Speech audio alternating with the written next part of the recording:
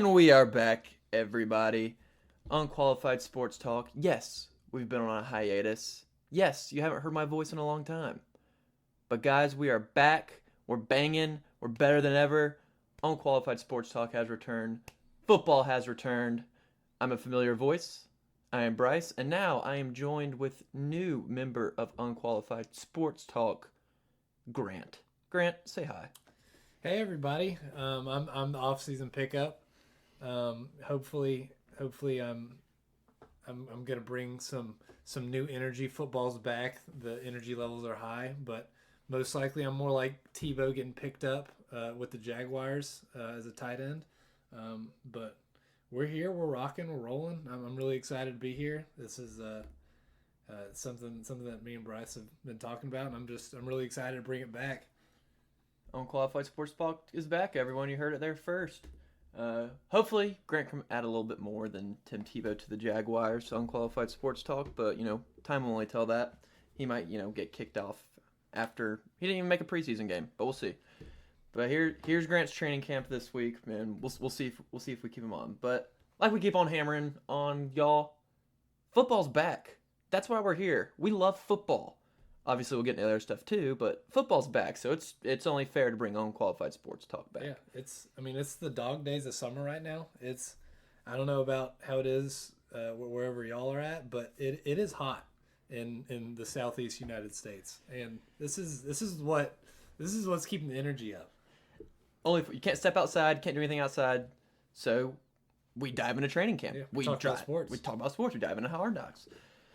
But yeah, just to kick things off, we know football's back when Hard Knocks is back. We got the Detroit Lions this year for our preseason team, and it's Hard Knocks is just I think preseason Hard Knocks is one of the better shows. Definitely one of the best additions HBO has ever done. It is definitely, and we don't really care about the midseason stuff because we already have football. I think right now we're all just itching for something, so we kind of gravitate towards the preseason Hard Knocks. But Grant, what is one word that you would describe Hard Knocks with? I'll give you a hint. It starts with a G and ends with a RIT. It's a little 4-letter word. Yeah. That's a grit, baby. It's grit, baby. Especially, my favorite part about Hard Knocks is when, like obviously the hardcore sports fans are in, like, really into preseason stuff, like fantasy guys, guys that are really big team fans and they get to see their rookies play. But just the kind of casual NFL fan might not even really, like, after the first quarter of most games, it's especially preseason. It's a crapshoot. It is. Like the Hall of Fame game, football's back on that, and it's so good. You get to see the helmets, you get to see the new players walk out on the field. Sunday night intro, Carrie Underwood. Yeah, after I watched about 30 minutes of it, and then it was just painful. I mean, it's bad football. Players suck at that point. The team sucks. It's just people fighting for roster spots. I know personally, like, people that, like, are pretty casual fans, but they watch Hard Knocks, and you get so attached to these, like, borderline roster level players, and it's just, you have a stake in the game. You do. It's awesome. Training camp in general is awesome. I think it's one of my favorite, between this and just the beginning of the season. I love it. I think all of the potential and the hope for every franchise is there. Every team thinks they can win the Super Bowl at the beginning, or you're on the opposite spectrum where you're hoping you don't win any games, so you get a Bryce Young. I'll release my biases also for the world too. Yeah. So I'm a Seahawks fan. I like just about every sport. Like if it's exists and it can be competitive, I will enjoy it at some level. I can't tell you much about tennis. I can't tell you much about, like, cricket, but even like lacrosse. Like, we've been really big on lacrosse lately. Water Dogs, baby. The Water Dogs are they were a competitor for freaking team of the week. I mean, they're on a tear right now. Come out losing 3 games straight, come back winning 6 in a row. What would you rather have? Yeah, 6 in a row. So we love the Water Dogs, baby. The Dogs. But no, and I'm a big really guy. Me and Bryce over the past year have been really into UFC about every weekend. I'm a big Volkanovski guy. I'm not. So those are my biases. But even with the Seahawks, I mean, going into training camp, we got like 2 roads, and I'm fine if I have this kind of vision in my head that we could just shock the world and win the Super Bowl, and we could also go like 2-15. But I'm kind of, I think we'll do some kind of in the middle and just be middling. But that's what training camp is. You got everything. Everyone has a reason to be happy with training camp. But there's also reasons not to be happy. Yeah, if you are the Jets. If you're the Jets, then I guess, well, they do have Zach Wilson, got the dog in him. Big Zach Wilson fan over here recently. Even though I am a Bills fan and I'm supposed to hate the Jets, I bought a Zach Wilson jersey. I'll rep it. It's hilarious. I love him. City boys up. Shitty boy! But another team in the AFC East that also apparently hadn't been doing well are the Patriots. What do we think about that? Mac Jones apparently doesn't look good. Yeah. Apparently, wide receivers can't get off the line. Is Bill Belichick falling? Was Tom Brady really the thing that held that together, or is it Bill Belichick that held it together?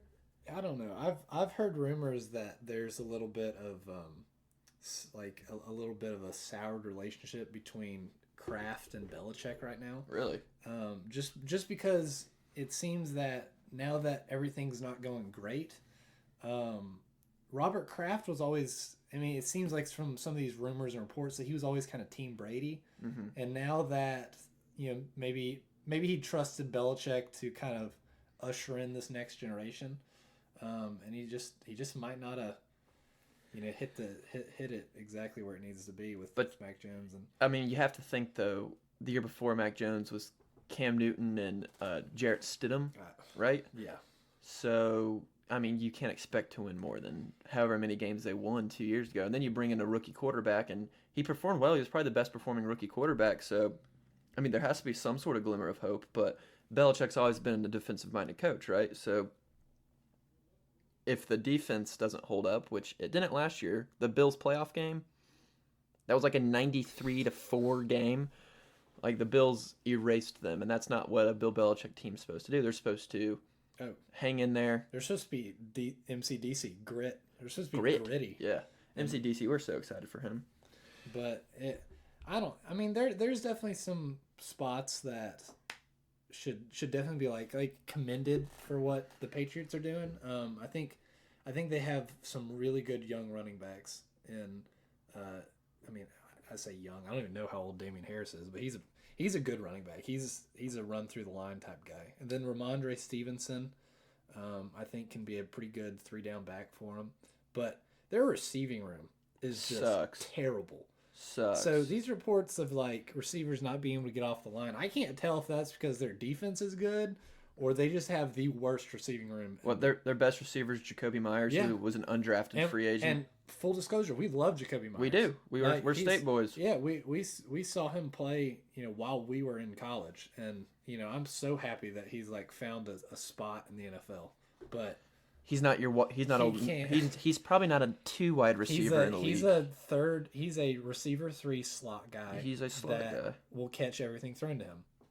But but he's not white, so he can't really fit in the Bill Belichick system. He's not the Hunter Renfrow. No, but and their running back room also shrunk today, with James White retiring. That's true.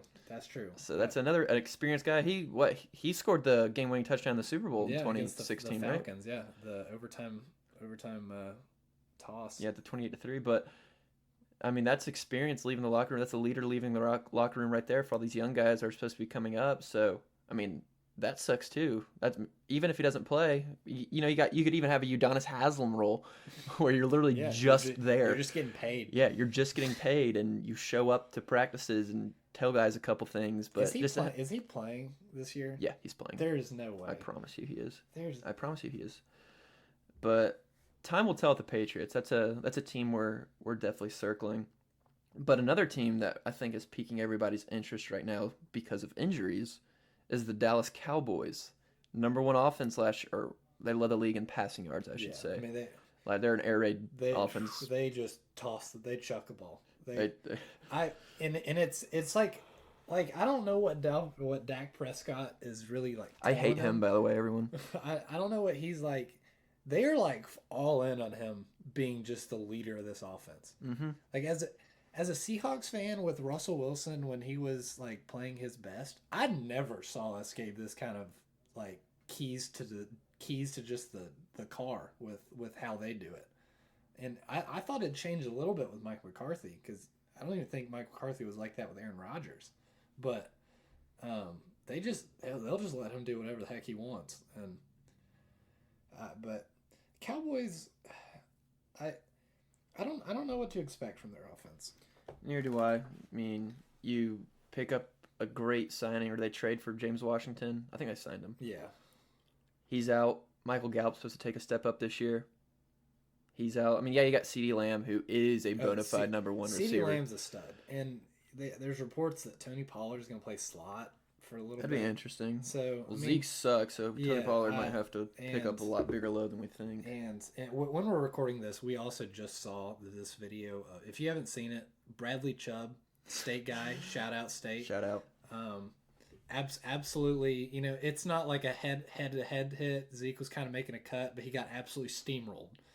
So if Bradley Chubb can stay healthy, that's big for State. That's big for the Broncos.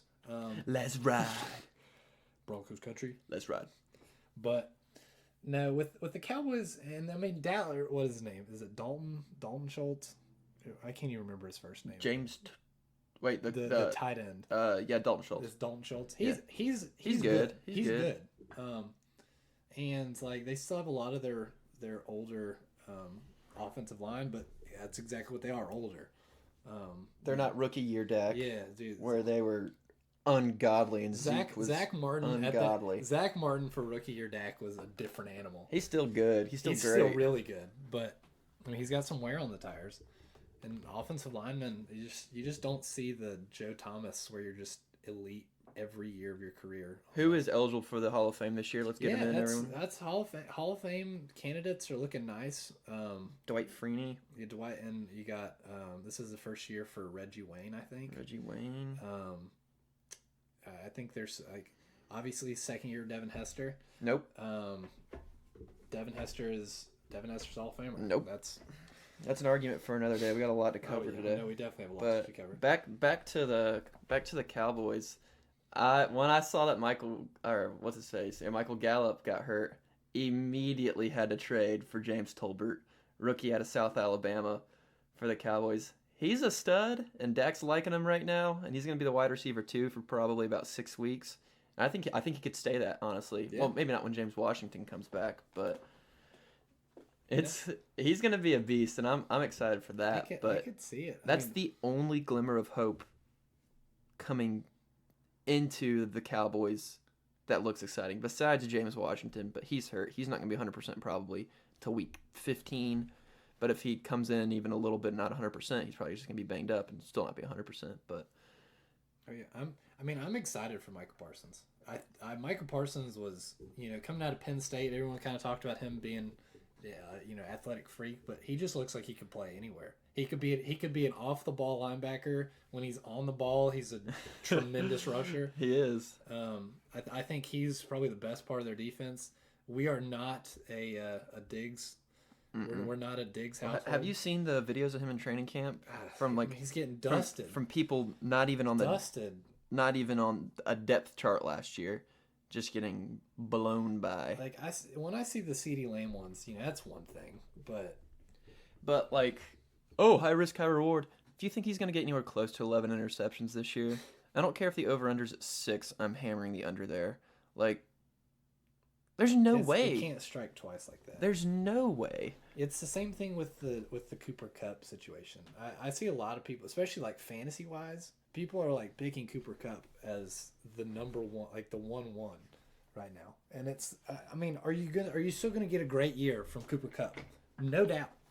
But there's no way he's gonna do 2,000 yards again. And they're bringing in Allen Robinson, who apparently has been looking really good in camp too. So. And they're still not out of the Odell talks. I don't quite know how long he'll be out. I don't know if it's like the full year. He's not supposed to take a snap this season. Okay. So unless they make it the Super Bowl again, which I'm sure for publicity's sake. Yeah, he'd just be riding the pine for another ring if that's. But no, the NFL NFL's back. It's just one of those sports that, even in the off season, it has an entire channel that they never stop running. Nope. Because there's always something happening though. Yeah. There's always reports coming out, and then a couple months after the Super Bowl, you get the draft, and then there's a whole other thing. Then training camp, then preseason. That's what I'll never understand, people that like place those bets in like the day after the Super Bowl. Like they always have their way too early odds for the next Super Bowl. It's like, even if you're betting on like the Bengals, who like were really good last year, and let's say you were really thinking that they were gonna repeat, like that's just way too risky. I mean, I feel like you have a better chance of just like having a wheel spin and pick a team to win the Super Bowl than just arbitrarily, because even 4 weeks in the season, Matt Stafford might bust a knee out. You don't know, or even in the off season. So. And plus, you don't know who's coming in free agency, who's leaving free agency, who you're drafting. Exactly. Whole world can change. Well, and big news too. Bryce, the huge Bills fan. The Bills look good right now. And like, knock on wood now on this table, man. But like Von Miller seems like he is a great voice in the locker room. It seems that I've seen I saw Josh Allen was like pushing somebody, but that's just training camp. I see things going really. I mean, he better not get. That's $250 million he's pushing around. Don't touch my quarterback. Just kidding. I like Josh Allen being chippy with it, but yeah, no, but it's. I don't know. I like the energy of it. I like. So I mean, it's gonna be hard to. It's gonna be hard when you have that target on you, but I mean our schedule's a gauntlet this year. Oh yeah. We gotta play Rams opening night. We play Green Bay at some point. AFC East should be a cakewalk. Yeah, the Dolphins have definitely improved. They have, but not enough. There's no way to use Tyreek like he's supposed to. No, I think Tyreek is obviously a huge addition, but I think with the way that Tua likes to play and throw, it's going to be less of an upgrade than if he'd went to other teams. I agree. I think Tua loves out routes. Tua loves all Jalen Waddle caught Jalen Waddle out route. So I don't know, and I like their coach, but the AFC East is, I think, the Bills to lose, and that's just kind of. If we don't win the AFC, I think we're the only team minus money to win our division besides the Bucks. If we don't win the division, I renounce NFL football. Well, who are some rookies that you think are just going to be the cat's pajamas for this season? Rookies that I think will be the cat's pajamas. Honestly, someone that I'm really high on, and I wanted to draft them if I didn't move up to 4 in our rookie draft to get Kenneth Walker, but Chris Olave, dude, I think he might be the most. I've heard reports from the Saints like that him and Jameis are clicking, and I'm not high on Michael Thomas. We don't know what he's going to look like, but I don't. But Chris Olave, he's probably one of the more polished wide receiver prospects coming out of the draft. He doesn't do any one thing. He's not like Jamison Williams, who's going to kill you down the field. But I think he's going to be good. He can go up, he can get a ball, he can run around. He's only a rookie, right? I mean, he has a million ways to improve, but I really like him. I think the Saints could be a sleeper team this year, especially in that division that's awful besides the Bucks. And right now we don't even know Brady's status. He's out of camp right now, hoping for a week 1 return. That the franchise is hoping for a week 1 return, but we don't even know if he'll be back. That's weird. That all happened today as well. But yeah, Chris Olave is mine. Oh, he's the one I serve. You got anybody you got an eye on? I mean, I like a lot of rookies that from this draft class. I mean, I think there are like a couple guys that they might not come out and bring the world on fire their first year. Yeah, as a Seahawks fan, the Seahawks finally had a good draft.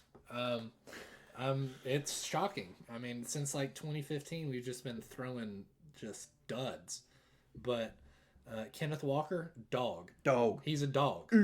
I mean, I see that kind of Marshawn Lynch tough running kind of back in him. But honestly, my pick right now, George. Have you seen what George Pickens has been doing for the Steelers right now? Dude, he caught 4 balls in a row and then was absolutely mouthing off. Because he's a Black Air Force energy, and I completely appreciate that. I completely love that about him.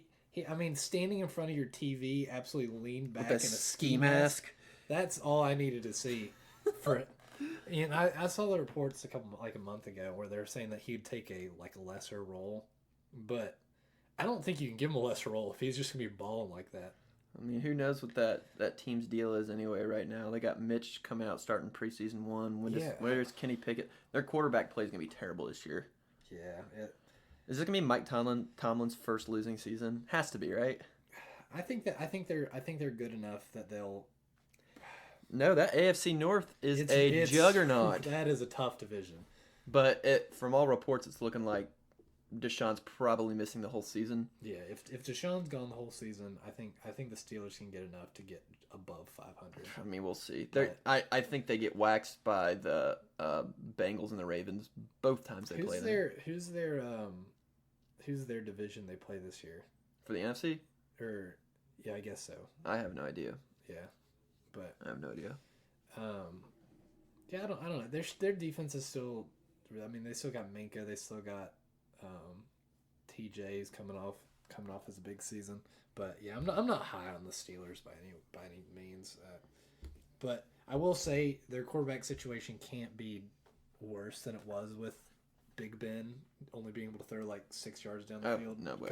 A couple years ago. I mean, that was just painful. No way. But a team that on the other side that we do have high expectations for. It's not a regular season team. And it's in the AFC North. It's a dynasty. It is. It's one of the most winning dynasties of all time, and that is preseason Ravens. We got to dive into this, y'all. Oh, they're coming. I mean, I'm not quite the preseason Ravens expert, but I think it's 20 in a row. It's 20 in a row. We're looking for 21 tonight. 20 in a row. I mean, it's just that's unheard of. Because what is the preseason for most teams is just, I mean, it's like flipping a coin to win a game. Not the Ravens. Yeah, I mean, exactly. But it's for other teams, it's just, hey, get your young guys out there, see what it's working on. But the Ravens are just cracked the code. I don't know if they'll ever lose. The team before this, I don't remember who it was. I want to say Cowboys, but I don't think that's right. But the longest winning streak before the Ravens was 19. So it kind of makes you think, is an expiration date coming? But no, we're back in the Ravens in every which way. I don't love sitting and watching preseason football unless there's a prospect or it's my team and I want to see what our depth looks like. But I will sit from start to finish and I will watch this preseason Ravens game. It's the only preseason games besides the Hall of Fame game. I told myself I wasn't going to bet on it. But the only preseason I will bet is Ravens preseason because they're a lock. Yeah, and funnily enough, researching a little bit before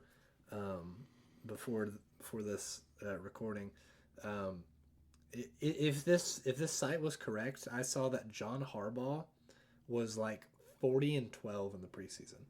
He's ridiculous. I mean, so he knows what he's doing, and he's gonna keep doing it. So that's why the preseason Ravens are our team of the week. Stamp it, baby. They're the team of the week. By the time this comes out, they will have already played their preseason game. But just for the next couple weeks going into this preseason, they're the team to beat. They are the what is it, 4 years in a row preseason champ? Yep. I mean, let's give them the trophy. They are a dynasty. They know they're a dynasty, and we're just watching greatness. Definitely better than the 73-9 Warriors. Definitely better than the 73-9 Warriors lost in the finals, I mean, so you can't say nothing about that. I hate Steph Curry. But so that's where we're standing at with the NFL. We are just absolutely ecstatic that it's back. Couldn't be more excited. it got us kind of talking a little bit about because with all the hype that comes with training camp, you also have the reality that sets in. Mm-hmm. It's everything is possible right now. Jameis Winston, he might go and win MVP in your mind. You might turn off the PlayStation once you're done playing Madden. But NFL disappointments are real. They are. So we talked a little. We were going to compile a little list and kind of bounce off each other. Kind of who were some. But who's a disappointment? Maybe that you had like personal expectations for, or just like objectively he was just a disappointment for what? Well, let's just say I had the number 1 overall pick in fantasy in 2017, and I drafted David Johnson. Immediately coming into the season, he tore his ACL. Obviously, one of the biggest one-hit wonders in NFL history. But he came in immediately tore his ACL, and then did we ever actually really hear his name again? Yeah, he was on the Texans last year, played a minimal role. After he was it his ankle or his wrist or something that he hurt? He broke something with the Cardinals and could just never get it together after that. What was that one year that he had? He was he was definitely a top 5 overall fantasy scorer. Yeah, I don't know the numbers, but when you think of disappointments, and especially me having a little bit of an attachment to it, nah, dude, David Johnson, 100%. That pisses me off to this day. Thank God that league's that wasn't a dynasty league like we're in now, or else I would be in deep water. Although I did draft Saquon 3rd overall in the fantasy league, in the dynasty league, but Saquon, he's not over yet. He's not. But he's definitely got. But I got rid of him already. So yeah, no. What about you? I only have a list of ones. Oh yeah. Well, I compiled a little list just because I was just kind of going. We were talking about NFL receiving leaders the other day. Mm-hmm. How many it takes a while before you remember that Josh Gordon was an NFL receiving leader, and it was. He's just for the Browns. Yeah, for the freaking Browns, dude, with the horrible quarterback situations.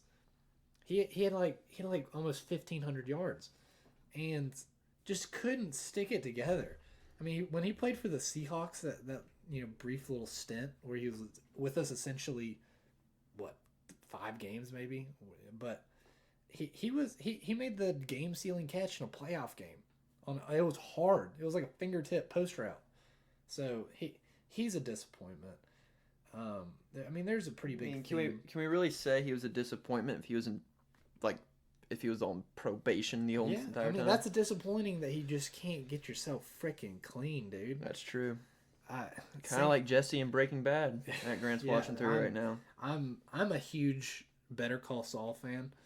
Absolutely huge. And so I finally dove in. That's the prequel to Breaking Bad. I'm finally dove into it. Thoughts so far?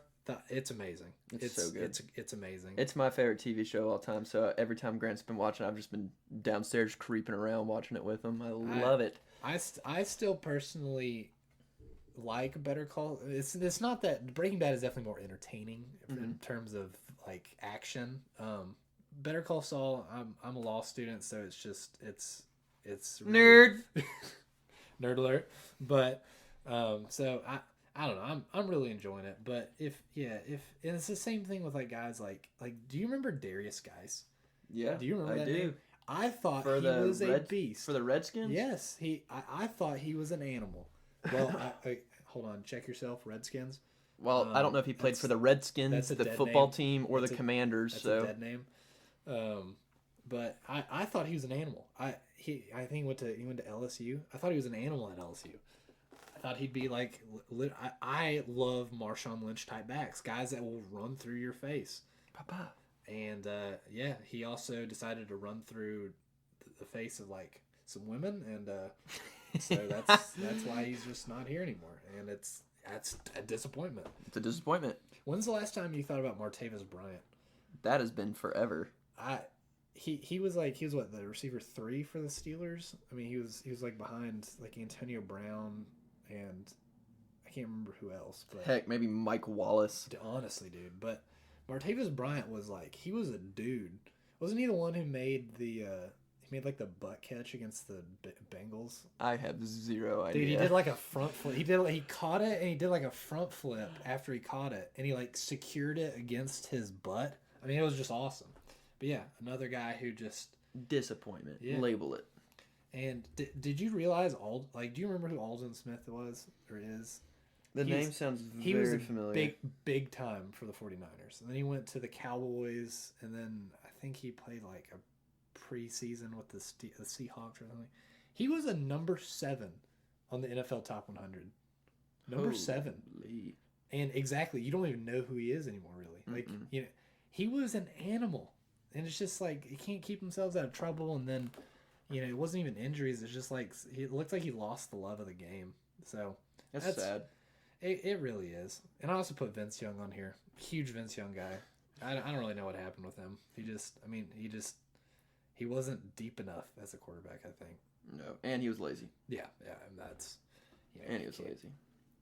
Can't really fix that. But, so that's, you know, if the NFL has all this promise, it also has its realities. But I will forever love thinking about these random trivia facts of like Josh Gordon being a league leader. If there's one thing guys love doing more than anything, it's sitting in a room and just naming old NFL or NBA players and then diving into it. Yeah, no, I could spend an entire afternoon, maybe even a day, just saying like Deion Branch or like Brian Dawkins. I could sit here and talk about Brian Dawkins stuff for forever. That's all I need. Austin Collie. Austin Collie, if you're listening, I DM'd you on Instagram. We want you. We want you on our show. We want you to come be interviewed by us so bad. We love you. So bad, Austin Collie. Majority of you probably don't know who Austin Collie is, but great receiver for the Colts. We need to expand the Austin Collie fan club one by one. He only has 2,000 followers on Instagram. So if you are one of the lucky people listening, please do yourself a favor. Go watch highlights. Yep. Go follow him on Instagram. Yep. That's he's not sponsoring us. We're just saying that out of our heart. Exactly. And happy birthday to Patty Mills today. It's Patty Mills' birthday. Patty Mills' birthday. What a guy. Happy birthday. How old is he? Old. Old? Yeah, I mean, he's definitely been around a while. Let me see how old he is. He is turning, guess. 32. 34. He's definitely getting up there in age. Crap. But he was on the Spurs team when they beat the Heat. Yeah, he's old. Might be one of the most Spurs players ever. He's on the Nets now, right? Is he? I think so. That's crazy. But little sidebar there. Oh yeah. All right, and before we finish off the NFL, Bryce, what's your NFL hot take of the season? NFL hot take of the season. I'm riding the Motor City Dan Campbell Hard Knocks Lions train, and I'm saying Lions at least 10 wins this year. Oh, I love it. They got an elite offense in terms of their skills positions minus quarterback. Jared Goff, I mean, if you don't have someone in his ear telling him his right from left, you don't know what he's doing. And no disrespect, like, you know, we're unqualified. That's quite literally the point of this. Mm-hmm. Neither of us are stepping foot on an NFL field or ever. Coming close to it ever. We have some of our greatest memories are from I am flag football at NC State, and playing in the freaking pouring rain. The Hoodie Bowl. Bowl. Known as the Hoodie Bowl. I'll tell my freaking grandkids about the Hoodie Bowl. Oh, if we had it on video, I'd watch it once a month. But so like, you know, when I say that Jared Goff is I'm not saying he's a scrub. I'm not a believer. And I know Jared Goff could wax me. He's an NFL quarterback, you know? But I just don't believe it. I'm hoping Dan Campbell, because Jared Goff has it. Like, he has the talent. He just like, I don't know. I don't know if it's a capacity thing, because, I mean, it's tough being an NFL QB. It is. But I think, you know, you got Amon-Ra St. Brown coming into his second year, who should be a stud. They drafted Jameson Williams, right? Yes, the Lions. Yeah. Jameson Williams, when he gets healed up, he'll be a stud. DeAndre Swift, he's a stud. TJ Hawkinson, stud. Penei Sewell, stud. Aiden Hutchinson, stud. Dude, Aiden Hutchinson and Penei Sewell going together. And Hard Knocks was awesome. That is iron sharpening iron. But my X factor for that team getting 10 wins. Can Jeff Okudah live up to his name at all? Number 3 pick. I love Jeff Okudah. I do. So he's my X factor I'm circling this year, and if he can play well and actually be a lockdown corner, there's not too many holes in that team besides a C grade at quarterback. Yeah, I completely agree. I'm currently looking at the Bet Online team total. By the way, Bet Online partner. Shout out Bet Online. No, they're not our partner. Official sportsbook of Unqualified Sports Talk. Official sportsbook of pretty much any state that hasn't legalized sports betting. Yeah. So thank you, Bet Online, for letting us bet. That's where we look. That's where we look for these. They got their win total at 6.5, and it's hammer it minus 135. I think there's another alternate line here of a higher. I think it's around like 7.5 wins. And if that's the case, yeah, 7.5 wins, minus 190. That's under. No, it's plus 150 over 7.5 wins for the Detroit Lions. I mean, their division's not very good. It's not great. They got really the Packers. Isn't. That's all they got. The Vikings are mid. Vikings D is so old now. And if Vikings fans want to like tell me otherwise, they can. But I don't see the D. I'm a huge Justin Jefferson guy. Not a big Kirk Cousins believer, but he's a good quarterback. Adam Thielen's getting old too. Yeah. So but that's my hot take of the season. What's your hot take of the season? And we'll move on to some NBA. My hot take of the season is I think the Broncos. I think the Broncos will make the NFC West not just uber competitive. I think they have a strong chance at winning it, and that's even after the Tim Patrick stuff. Tim Patrick's gone. Cortland Sutton, Jerry Jeudy are really gonna have to pick up the slack. But everything I'm seeing out of training camp, I'm really liking it. I might really consider them winning their division. And this is where me and Bryce differ a lot. I have them losing the division. Yeah, but I really like the Broncos, and if I'm wrong, I'm wrong. But I think the Chiefs are still going to be really good. I think the Chargers took a step up getting Khalil Mack, and Justin Jefferson has another year under center. But I'll say right now, I think the Broncos have a good shot at winning their division. I wish Russ the absolute best. So I think every team in that division has a shot at winning it. Yeah, sure. Let me rephrase that. My hot take is that they'll have for sure over 11 wins. No. And I think the division as a whole is going to get like the win.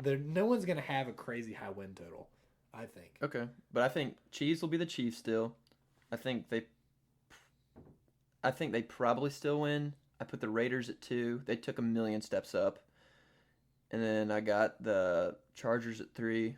I'm still not a true Justin Herbert believer, but maybe this year he can turn my head.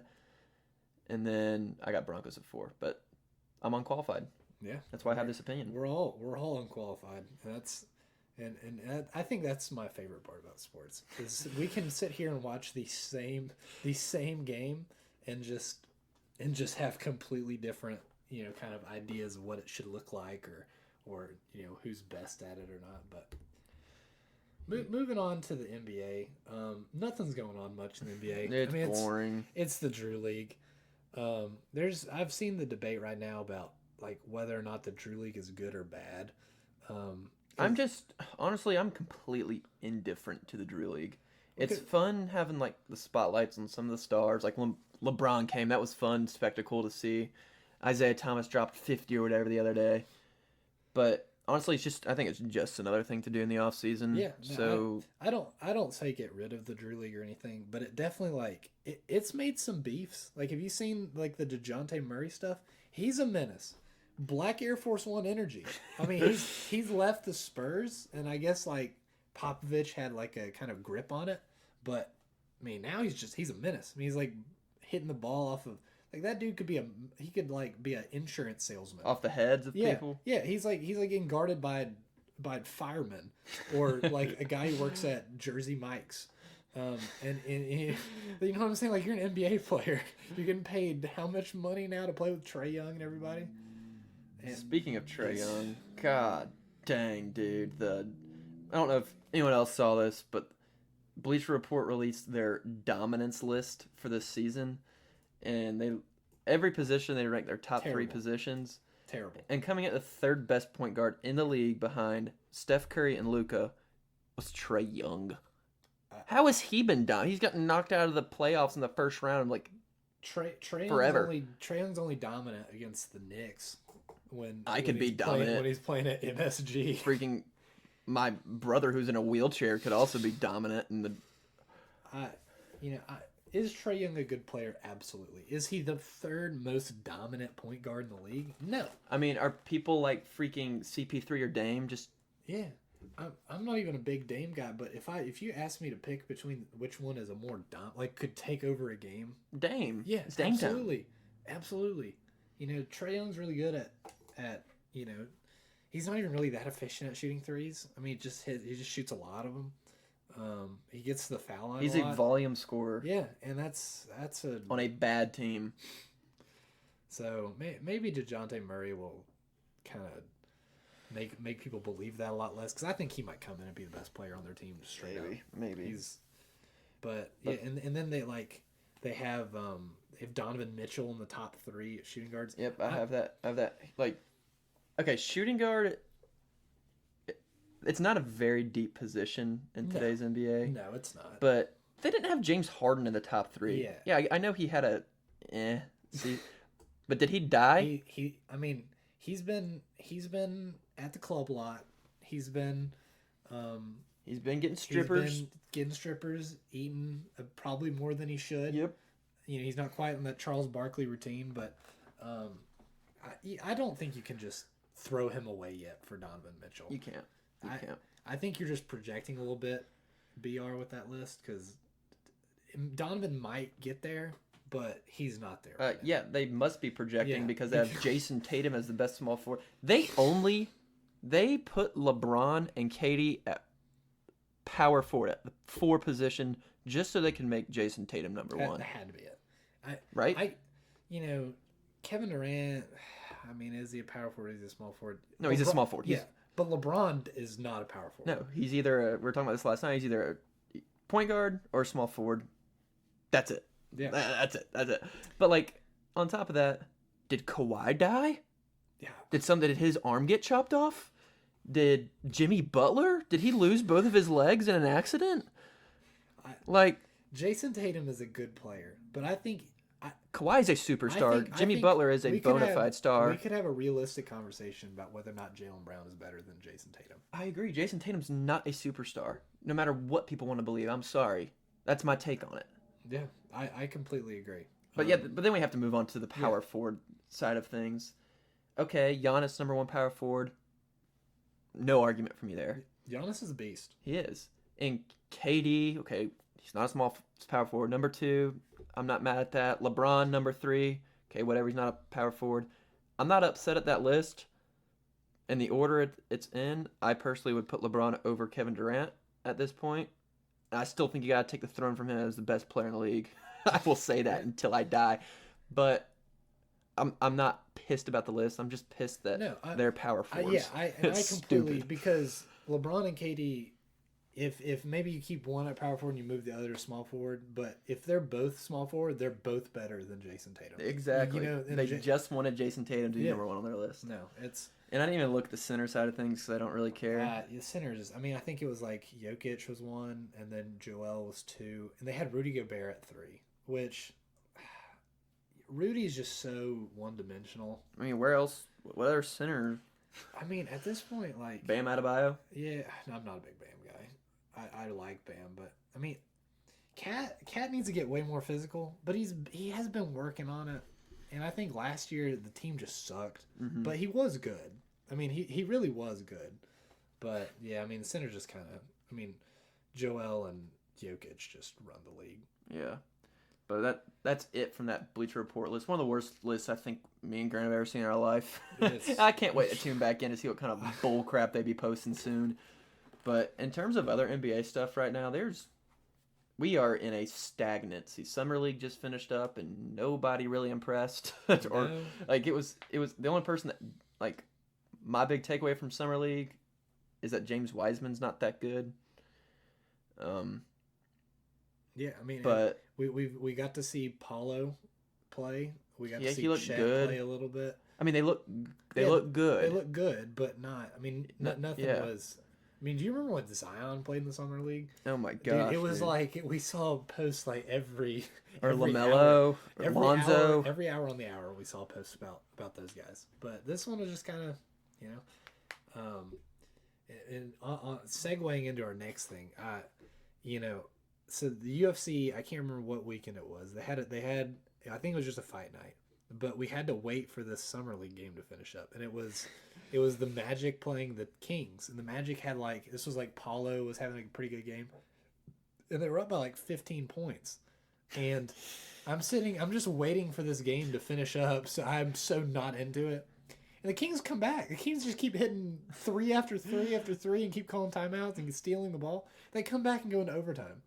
And so you're just waiting on this UFC card to start? It literally delayed the card starting because it went to overtime and it just kept drawing. It kept getting drawn. I think it might have gone into double OT. God. Yeah, it went to OT and then it went to like golden.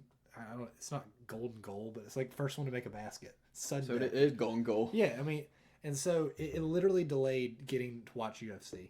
But speaking of UFC, we got a fight. We got a fight night this week. It sucks. It sucks.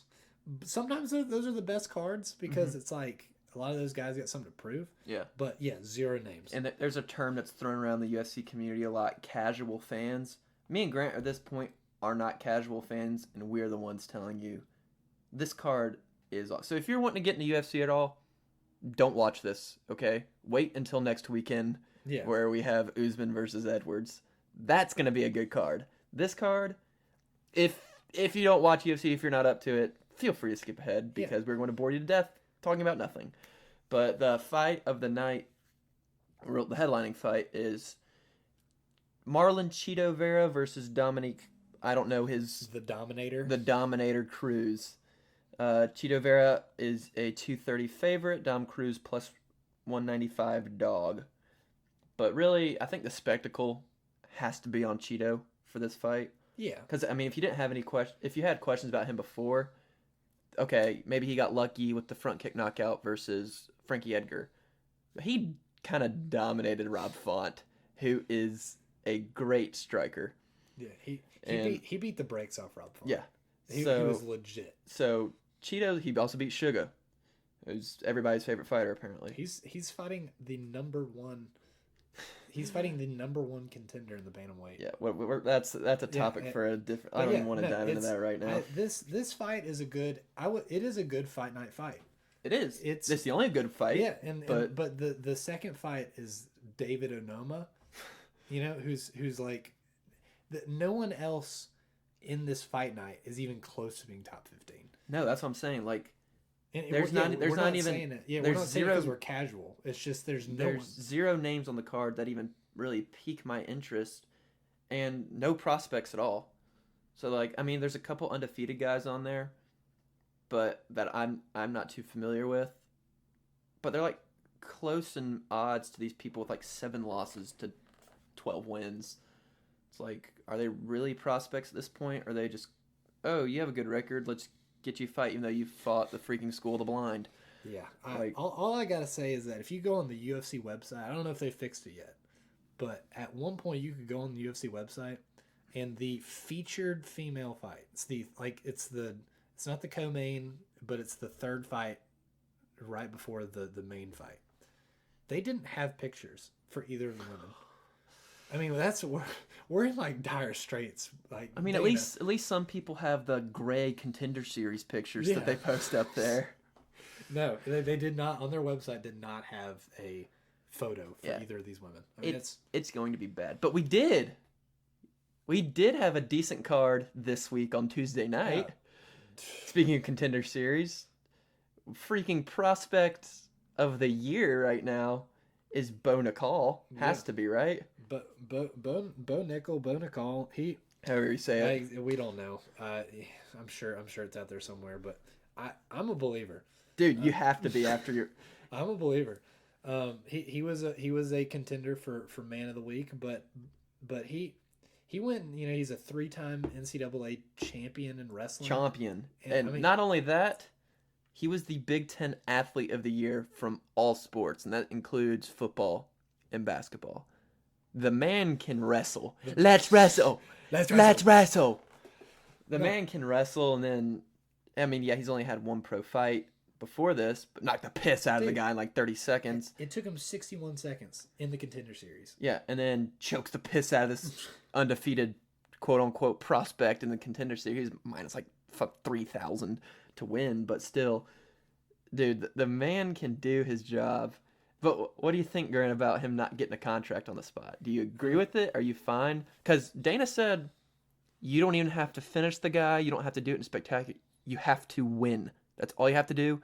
Win your next fight, and you're in the UFC. What do you think about that? Is it fair?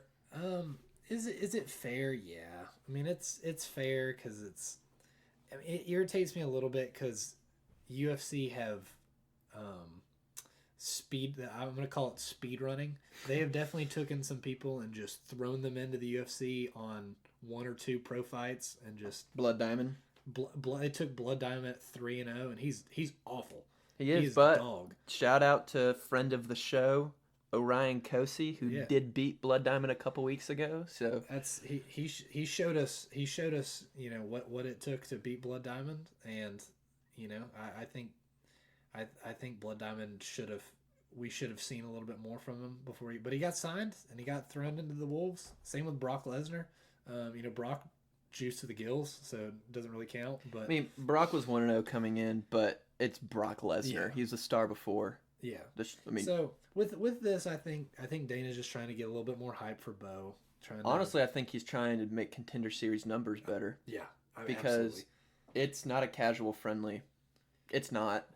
If he wants people to start watching it, most weeks people are putting on a show because you're going there to knock the piss or choke the piss out of you. Dana only signs you if you put on a show. So it's a fun watch. But I think he's trying to boost the ratings because the ratings were great with Bo this past week. And if they bring him back on, have him headline another one, they're gonna shoot through the roof. Well, do you remember how bad it was two weekend like 0 finishes? 0 finishes. Guys were just it was like they were playing out a win. That's not what you're there for. I get it. It's a hard job, but it's literally a job you chose and you're trying to make the UFC. So make it entertaining for him. Please.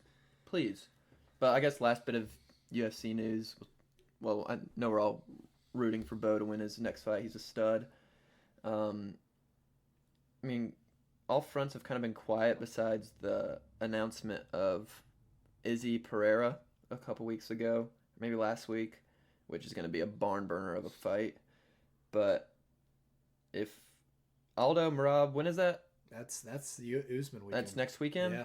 Okay, sweet. So that's very soon. Yeah, very soon. If Aldo, old featherweight champion, got absolutely one-tapped by the notorious Conor McGregor, but he's the greatest featherweight of all time. Yeah, he's a Mount Rushmore fighter. Yeah, and UFC fighter, but obviously at the tail end of his career has a big fight against Merab.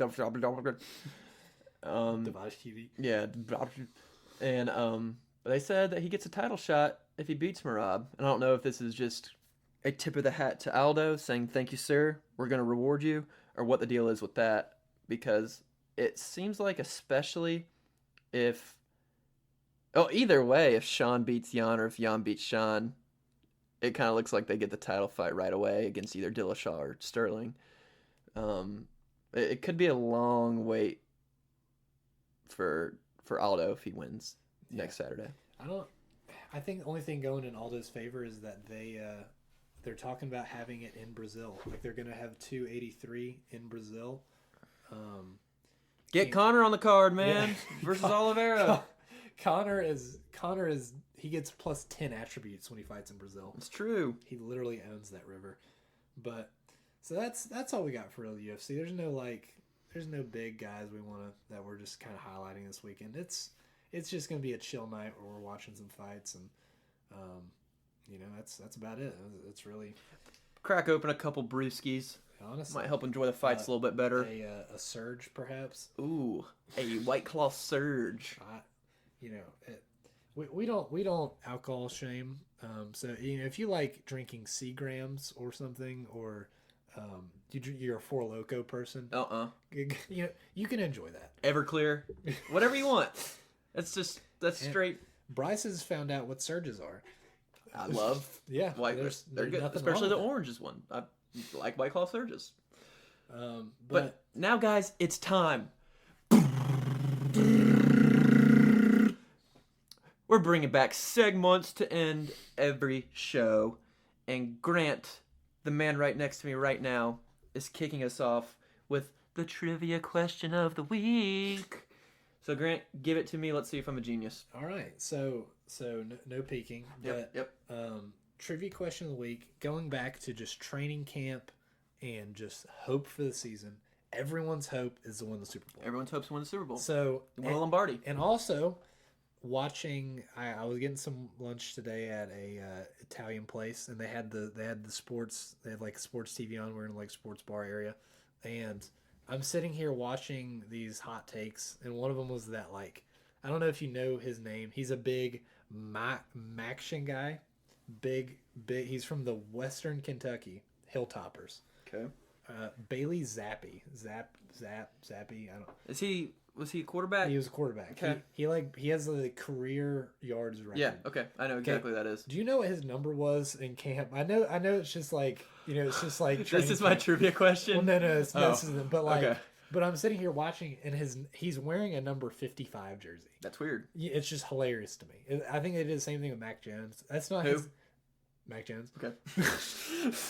But it's not going to be his real number. Quarterbacks have to be between 1 and 19. But I love that. So I went back and I compiled all of the winning and losing numbers in the Super Bowl of the quarterbacks.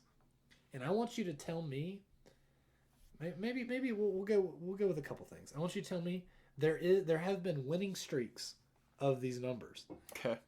Tell me what number had the longest winning streak in the Super Bowl, and then I want you to tell me what number had the longest losing streak. This is a real thing. Yeah.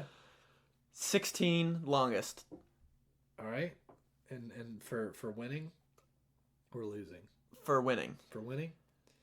It was 12. 12. Frick. 12 won 9 Super Bowls in a row. And that's not even like Tom Brady 12. That was from Joe Namath? From 1971. So it was Joe Namath was part of that. That's to crazy. 1979. So you're telling me that that wasn't Joe Namath. Joe Namath was 2 years before that. Super Bowl started in 69. It started in 66. Did it? Yeah. Oh. Okay, I was about to say, okay, frick. But Joe Namath was 12. It's wild. Yeah.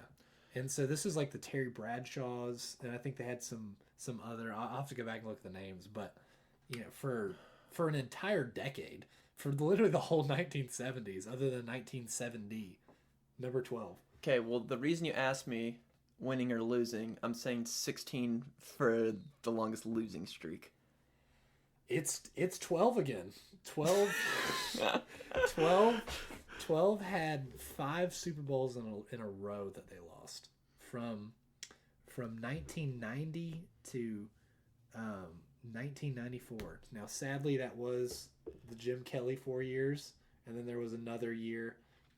Dang! Oh my gosh, dude! I was literally even thinking that Jim Kelly has to be there because there's no way. Frick. Or am I looking at that right? Jim Kelly might have been the 7s. No, that was Elway. No, yeah. Jim Kelly was 12. He was 12. I was literally thinking that, but for some reason, my mind, once you asked me... Yeah, went to 16?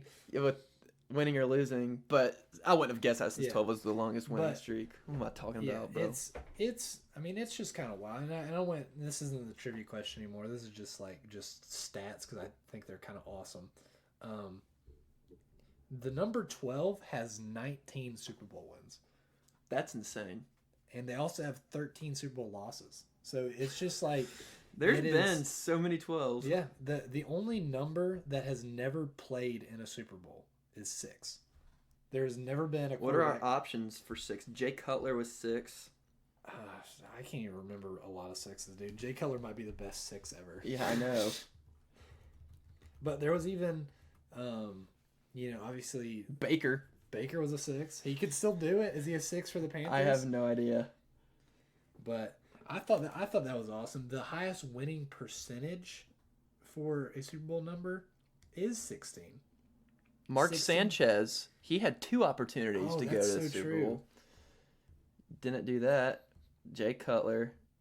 And then the only other one that this list has is freaking Jake Luton. Jake Luton, dude.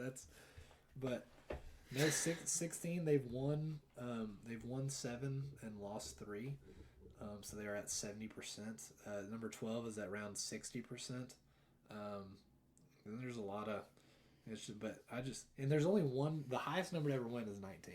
So that was a rabbit hole I never thought I'd go down. But well, can't we get higher numbers now because now players can choose whatever number they want? I don't know.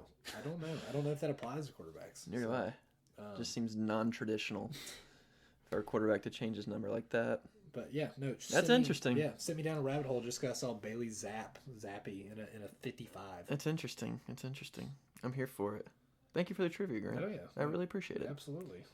But new way we're into the show every week since me and Grant are the men of the betting variety. We're just gonna throw out some of our picks, some that are absolutely wild and we think it'd be fun to throw money on. Some we really like, and then we'll have a lock parlay of the week that will probably never lose. Oh, it's going to be preseason Ravens. It is every time. But rule is for the parlay, at least 3 teams. None of that two team crap. That's not a parlay. That's not a parlay. At least 3. Might even go 4 or 5. Some I don't know. We're feeling dangerous. Feeling a little dangerous. Feeling like Baker Mayfield. But start off the picks. We're starting with the Ravens, who are our team of the week. I mean, they can't lose. We already talked about this. They can't lose. So that one's super, super easy. And I would probably go, take a mortgage that you're going to put towards your house and put it on the Ravens to win. Because sell your car, maybe? Maybe sell every single one of your possessions and put it on the Ravens to win because it's going to hit. That's not legal advice. We're just saying that if you did that, you might be a millionaire. So it's true. It's definitely. I mean, John Harbaugh knows what he's doing.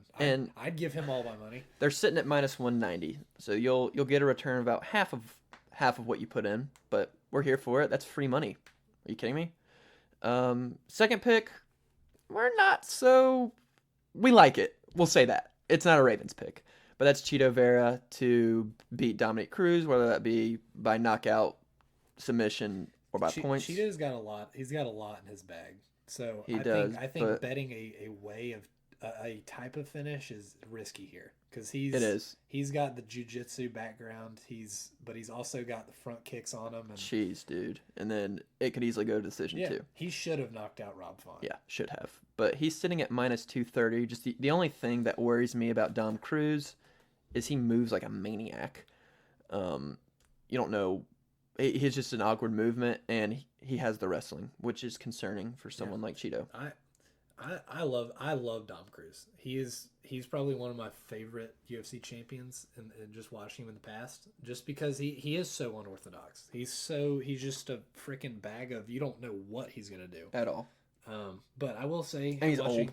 Yeah, watching his last couple fights, he's not as fast as he used to be. No, and that was really what kept him kind of on pace with a lot of those guys. Mm-hmm. He doesn't have it. But he is 19-0. Yeah, it's like 17-0, 19-0 in non-title fights. Non-title which is fights. Wild. And this is a non-title fight. So if you want to ride that wave, it's kind of looking like a preseason's Ravens pick if you look at it from that perspective. Oh yeah, I mean he's never and here's another thing. Okay, there's being old. But there's also having mileage in the UFC. Max Holloway is really not that old, but he has been fighting since he was 17. Cheeto Vera has more fights than Dom Cruz in the UFC. Which is just wild. I mean, that's not counting Dom's WEC fights. Mm-hmm. But Dom has been hurt, and he's been out for a while. So he has the mileage. Yeah, so he might be older, but he doesn't have that like scar tissue buildup that like a lot of old fighters kind of starts being their downfall.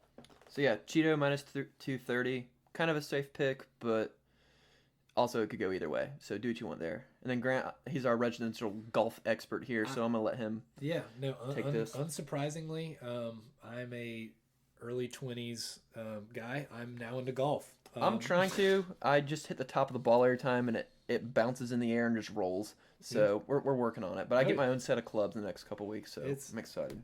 I love golf. And so I've always kind of grew up watching like the Masters and stuff, but recently I've been really into just the whole season of it. I mean, it's like the UFC, it just never stops. So this weekend, by the time this comes out, it'll have already started. It already even started today. But the St. Jude's Classic, which is kind of the beginning, like start of the kind of FedEx Cup playoffs, is starting. It's no longer an option, but if you're looking to live bet some guys to win, they had this originally versus the field at plus 235. Between Rory, Scotty Scheffler, Patrick Cantlay, Cam Smith, Com Smith, absolute mullet maniac. He got the bag going to live, so respect. $100 million. He's joining as soon as the playoffs are up, and Xander Schauffele. Between those guys, I take one of them. Cam Smith hold out an eagle this morning. One of those guys is my pick to win the tournament. So we'll come back next week and we'll see if that came to fruition. But if you're looking to live bet and you see one of these guys kind of near the top going in the later rounds, let it fly. Let it fly. Let it freaking fly. And then we got the parlay of the week, and I know, gosh, we're going to have so many people in our ear telling us, the Ravens played the night before it was released. Okay, deal with it. We have to put the preseason Ravens in our parlay, and plus there is nothing to bet on right now. It's rough. Unless you're trying to bet on baseball. Which is not a good idea. Unless Aaron Judge home run. Home run. But I don't know if any of y'all have heard this, but me and Bryce saw this guy put over $200,000 on the Cardinals money line to beat the Rockies. I think it was against the Rockies. They were down 12 at the top of the third, bottom of the third, something like that. 3 innings. Or maybe it's 3 innings going. Yeah, 3 innings. They gave up 12 runs. So you don't bet baseball, okay? Regular season baseball is just it's so hard to bet on. So yeah, we're betting on the Ravens. Yeah, deal with it. And then they're at minus 190 again. And then we have Loopy fighting UFC against Angela Hill, who is legit a 13-12 fighter. Yeah, Loopy's good. Loopy's good. It's like Loopy Godinez or something. Yeah, just know it's Loopy. Their name is Loopy. Yeah. But she's minus 335. I think that's a very, very good parlay piece. That one, I love it. Obviously, Ravens, it's a lock. Loopy, love it. And then another one we like is Odie Osborne, another UFC fight at minus 275 versus Tyson Nam. I would say he's probably one of the few people we can say is a prospect in this fight card. I agree. And what's his face in the co-main? Yeah, Onoma. Yeah. But we like all three of those. The minus 190, minus 335, and minus 275 all adds up to a plus 170 parlay. So you're getting some pretty good value there. And like we said, it's a lock. These have never lost before, the parlays that we put out. Not because it's just week one, and we've never put one out before, but... Yeah, it's because we have unlimited money, because we never lose. We don't lose. How do you think we're betting on everything? We're unreal at it. But that's it. That's the parlay. That's the parlay. We love it. I guess I need an official answer from you, Bryce. Who is the man of the week? The man of the week of the hour. Let me tell you. Hard Knocks. Hard Knocks is a man who lives by a 4-letter word. Hard Knocks got me going. He's a former NFL player. The man has grit. The man's MCDC, dude. MCDC, man of the week. Man of the week. Pencil it in. Watch Hard Knocks. Free promo. I'll tell you a little story right now too. Just how much MCDC got me going this week. Perfect man of the week choice. There were some other good candidates, but he is it. I had a really big exam I had to take this week around Wednesday, and I'm laying in bed on Tuesday, and I just could not fall asleep. And I just look at my phone, and the first thing is like I guess some account posted his quote and kind of the video of him saying it. I watched that around like 12:30.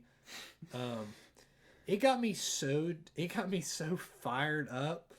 It got me so fired up. At that point I literally logged on and put a dollar on the Lions just to win their division. I mean, it got I literally was so like, even in my half sleep state, I knew that MCDC is gonna do it. He's the man, dude. He's got to be my favorite head coach in the NFL right now. He has the fire in him. People back him. He has the grit. I'm all about it. So it ain't much, but I'm all in now on MCDC. I hope they win the Super Bowl. Me too. I would not be sad at all. But everyone, that's it for the return of Unqualified Sports Talk Week 1. We're so happy to be back, and we're so happy to have Grant. I'm not going anywhere. Grant's not going anywhere. He passed training camp this week. Let's go. And we will be back. We didn't get cut. Every Friday morning with another episode of Unqualified Sports Talk. Hopefully the Ravens don't play any more preseason games on Thursdays, so that way we can get this out to you. But just know it's part of the parlay. Yeah. Just know it. If the Ravens are playing, they're a dynasty. Just know preseason Ravens is part of the parlay. So just already have that done. Bet on them straight up. Every dollar you have. But no, that's it for the week. We're excited to come back next week with another episode of Unqualified Sports Talk. And just remember, we're unqualified. We don't know what we're talking about except for preseason Ravens. So looking forward to see everybody next week, and enjoy yourselves. Absolutely. See you, boys.